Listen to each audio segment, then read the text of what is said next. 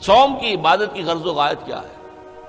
یا ایھا الذین آمنوا کتب علیکم الصیام کما کتب علی الذین من قبلکم لعلکم تتقون، اے ایمان والو تم پر بھی روزہ فرض کیا گیا ہے جیسے کہ تم سے پہلے لوگوں پر کیا گیا تھا، تاکہ تمہارے اندر تقویٰ پیدا ہو جائے۔ تقویٰ کسے کہتے ہیں؟ لفظی معنی ہے بچنا، گناہ سے بچنا، حرام کام سے بچنا، حرام چیز کھانے سے بچنا، حرام خوری سے بچنا، حرام کاری سے بچنا، یہ بچنا۔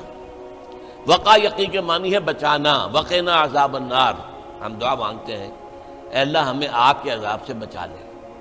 تو وقا یقی بچانا، اتقا یتقی بچنا، خود بچنا، تاکہ تم بچ سکو، تمہارے اندر تقویٰ پیدا ہو جائے، تم اللہ کی نافرمانی سے بچو، گناہوں کے ارتکاب سے بچو، حرام خوری سے بچو، اس لیے تمہارے اوپر روزہ فرض کیا گیا۔ اب اس کی حکمت کو سمجھیے۔ دیکھیے ایک ہے ہماری خودی، ہماری انا۔ جب میں کہتا ہوں میں، تو میں سے مراد کیا ہے؟ یہ ہاتھ میرا ہے، یہ پاؤں میرے ہیں، یہ آنکھیں میری ہیں، یہ سر میرا ہے، یہ جسم، میں کون ہوں؟ میں کی حقیقت ذرا مختلف ہے، انا، خودی، سیلف۔ ایک ہے ہمارا حیوانی وجود، اس حیوانی وجود میں وہی سارے تقاضے موجود ہیں جو حیوانات کے اندر ہیں۔ ہر حیوان کھانا جو ہے اسے چاہیے، اور انسان کو بھی چاہیے۔ ہر حیوان میں نسل کشی کے لیے شہوت کا مادہ ہے، ہمارے اندر بھی ہے۔ ہر حیوان کو کوئی نہ کوئی گھونسلہ ہو، کوئی بھٹ ہو، کوئی جگہ چاہیے رہنے کے لیے، آرام کرنے کے لیے، ہمیں بھی چاہیے۔ تو حیوانی تقاضے ہمارے جو ہمارے وجود کے اندر موجود ہیں، ان کے لیے کہا ہے، فرائیڈ نے لفظ استعمال کیا ایڈ یا لبیڈو۔ یہ ایڈ یا لبیڈو بہت منہ زور ہے۔ بھوک لگتی ہے تو انسان کہتا ہے کچھ بھی ملے کھانے کو، حلال ملے حرام ملے کھاؤ۔ شہوت کا جذبہ جب جاگ اٹھتا ہے، برانگیختہ ہو جاتا ہے، تو پھر وہ تو چاہتا ہے تسکین ہونی چاہیے میری شہوت کی، جائز ناجائز، حلال حرام، صحیح غلط، سب چھوڑو اس کو۔ اس کے لیے کنٹرول پیدا کرنا، ضبط نفس، کہ آپ اپنے نفس پر کنٹرول کر سکیں، نفس آپ پر حاوی نہ ہو جائے، کہ جو اس کا حکم دے، جو بھی وہ حکم دے آپ اس کی پیروی کریں، نہیں، نفس کو اپنے قابو میں رکھیں، اپنی مرضی کے مطابق اسے چلائیں۔ اس کی مثال ایسے ہی ہے کہ جیسے ایک گھوڑا ہے اور ایک سوار ہے اس پر۔ اب اگر گھوڑا منہ زور ہے، طاقتور ہے، اور سوار بیچارہ کمزور ہے، تو کیا ہوگا؟ گھوڑا کہیں پٹک دے گا اس کو، کہیں کسی کھائی میں پھینکے گا یا کچھ اور کرے گا۔ لیکن اگر سوار بھی طاقتور ہے اور اس نے گھوڑے کو دبایا ہوا اپنے دونوں رانوں کے درمیان، گھوڑا محسوس کر رہا ہے کہ میرے اوپر جو بیٹھا ہے وہ جاندار ہے، تو پھر ظاہر بات ہے کہ اب یہ گھوڑا سوار کی مرضی کے مطابق چلے گا، ذرا سا اشارہ ہوگا ادھر مڑ جائے گا۔ اسی طرح ہمارا یہ نفس ہے، یہ حیوانی وجود جو ہے، یہ گھوڑے کے مانند ہے، اور ہماری انا یا ہماری خودی یا ہماری سیلف یہ اس پر سوار ہے۔ اگر سیلف کمزور ہے، گھوڑا طاقتور ہے، تو انسان کی ہلاکت، بربادی ہے، تباہی ہے۔ نفس حاکم ہو گیا، نفس ہمارا کہ ہم غلام بن گئے، تباہی اور بربادی ہوگی۔ ہاں اگر آپ کی انا مضبوط ہے، آپ کی خودی طاقتور ہے، آپ کی سیلف جو ہے اس کے اندر طاقت ہے، تو یہ حیوانی وجود اب آپ کے کام آئے گا۔ گھوڑا جیسے آپ کو آپ کی مرضی کے مطابق لے کر جائے گا، منزل تک پہنچائے گا، ایسے اس حیوانی وجود کو استعمال کر کے آپ نیکیاں کمائیں گے، خیرات حسنات، اللہ کو راضی کرنے کے لیے کام کریں گے۔ اس ہاتھ کو اسی کام کے لیے استعمال کریں گے، ان ٹانگوں کو اسی کام کے لیے استعمال کریں گے، اس زبان کو اسی کام کے لیے استعمال کریں گے۔ تو یہ ہے اگر آپ کا کنٹرول نفس پر ہے، اس کا نام ہے ضبط نفس۔ اور یہاں میں تھوڑا سا اشارہ کر دوں کہ ایک اور نفس بھی آتا ہے، نفس کشی، نفس کو مار دینا۔ انگریزی میں اس کے لیے لفظ ہے سیلف اینیہیلیشن۔ ایک ضبط نفس ہے، سیلف کنٹرول، ایک نفس کشی ہے، سیلف اینیہیلیشن۔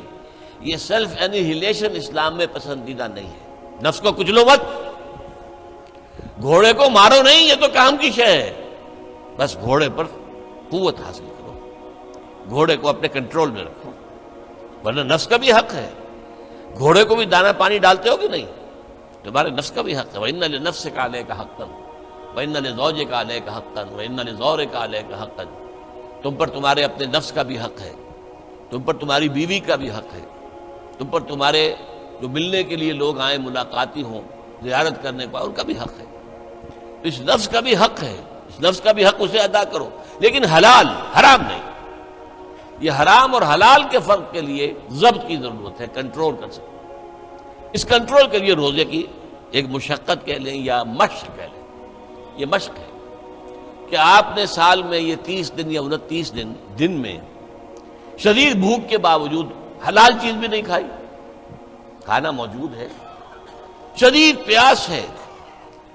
فرض کیجئے کہ آپ عین دوپہر میں دفتر سے یا کہیں کالج سے آپ آئے ہیں اور گھر پہنچے ہیں تو شدید پیاس کی وجہ سے، جب وہ موسم آ جائے گا جون کا اور مئی کے روزے جو ہیں تو تب معلوم ہوگا کہ روزہ کہتے کسے ہیں۔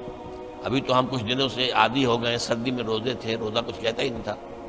اب بھی ذرا ہے، کچھ تھوڑا سا رنگ دکھا رہا ہے، لیکن اکتوبر کا مہینہ ہے، اس میں وہ گرمی تو نہیں ہے نا۔ لیکن ہو سکتا ہے کہ اس وقت اگر روزہ ہو تو گلے کے اندر کانٹے پڑے ہوئے ہوں گے پیاس کی وجہ سے، اور گھر میں پہنچے تو معلوم ہے پانی موجود ہے، فریج موجود ہے، ٹھنڈا پانی موجود ہے، برفاب اور بھی ڈرنکس موجود ہیں، روح افزا کی بوتل رکھی ہوئی ہے، نہیں پینے۔ کیوں؟ اللہ کی اجازت نہیں۔ یہ مشق آپ 30 دن کریں گے تو اس سے توقع ہے کہ آپ کے اندر یہ صلاحیت پیدا ہو جائے کہ بقیہ 11 مہینے حرام تو نہ کھائیں، ایک مہینے حلال بھی نہیں کھایا اللہ کے حکم کی وجہ سے، تو حرام اللہ نے کیا ہے نا، اللہ کا حکم ہے۔ 11 مہینے یہ تقویٰ پیدا ہو جانا چاہیے، یہ طاقت تمہارے اندر پیدا ہونی چاہیے، یہ صلاحیت پیدا ہونی چاہیے کہ حرام میں منہ مت مارو، حرام سے اجتناب کرو۔ یہی وجہ دیکھیے، ذرا کڑوی بات آپ کو سنا رہا ہوں۔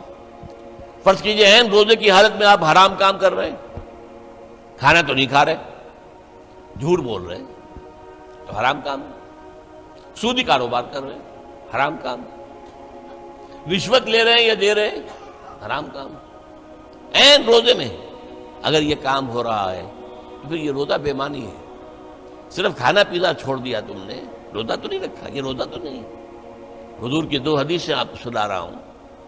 من لم یدع قول الزور والعمل به، جس شخص نے جھوٹ بولنا اور جھوٹ پر عمل کرنا نہیں چھوڑا، فلیس للہ حاجۃ ان یدع طعامہ وشرابہ، تو اللہ کو کوئی ضرورت نہیں ہے کہ وہ کھانا پینا چھوڑ دے۔ جھوٹ بولنا نہیں چھوڑا عین حالت صوم میں، تو یہ صوم نہیں ہے، فاقہ ہے۔ تم نے کھانا پینا چھوڑ دیا، بس روزہ نہیں۔ نہ اس میں روزے کی حکمت پوری ہوگی، نہ روزے کی غرض و غایت پوری ہوگی، نہ روزے کی برکات، روزے کے انوار اس سے پیدا ہوں گے، بلکہ بس یہ ہے کہ آپ نے دن بھر میں فاقہ رکھا ہے، اللہ اللہ خیر صلی اللہ۔